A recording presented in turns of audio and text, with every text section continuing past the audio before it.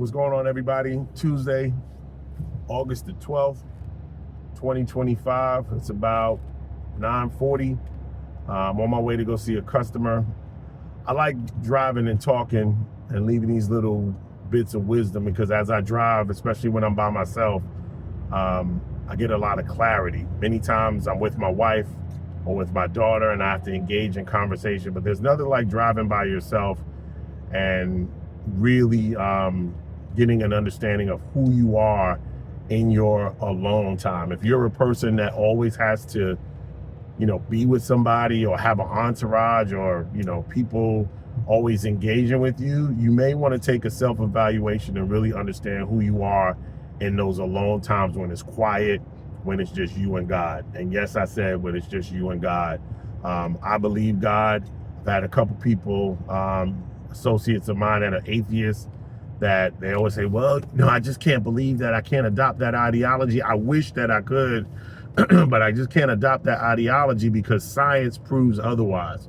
And here's the thing, don't get me wrong, science does have its place, but without God, there would be no science because God created everything. And you're like, well, you're just going by what the Bible says. But here's my answer to that.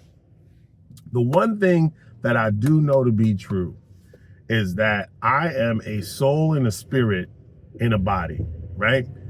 I was born from my mother and father conceiving me, and I was born into this earth, and it is illegal for me to walk around on the earth without an actual body, right?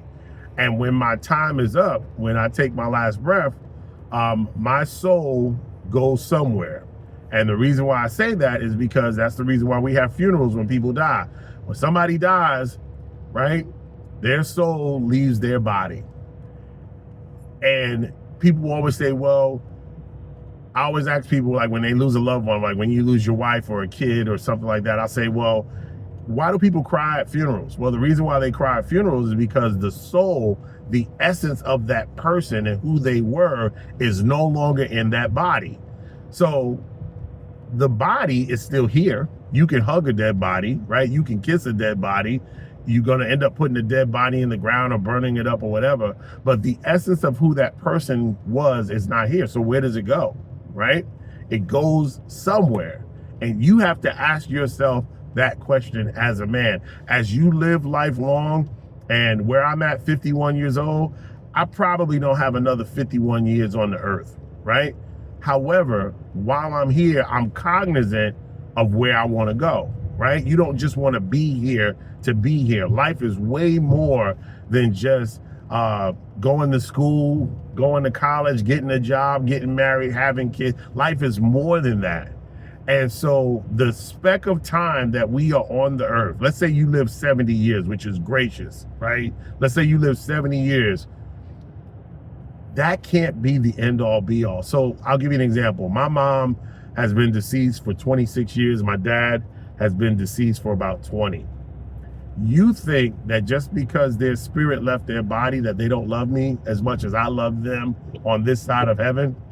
I was looking at a picture of my mom a couple minutes before I got in the car, and just her smile and everything. I was like, man, I love this woman. That was the first woman I ever loved, and I still love her immensely. I have other relatives that have gone on and slipped into eternity, right?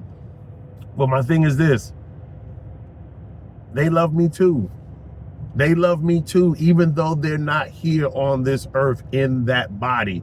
The essence of who they are lets me know that they love me. And so with that being the case, I love them back. And that lets me know that there's a God, because the things that I cannot see are the most important things to me. Love, joy, peace, harmony, calmness in the midst of the storm. All of that comes from God. And so if you can't see that as an atheist, if you can't see that as a person that just wants to refute God, right? I kind of pity you, because if you're just working to work and trying to pay bills and trying to ascertain things that will not go with you, like I said, I mean, don't get me wrong, we got to make money, and money is a tool that allows us to survive on this earth. But guess what? and you've heard this before, you can't take it with you. You've never seen a U-Haul truck behind a hearse.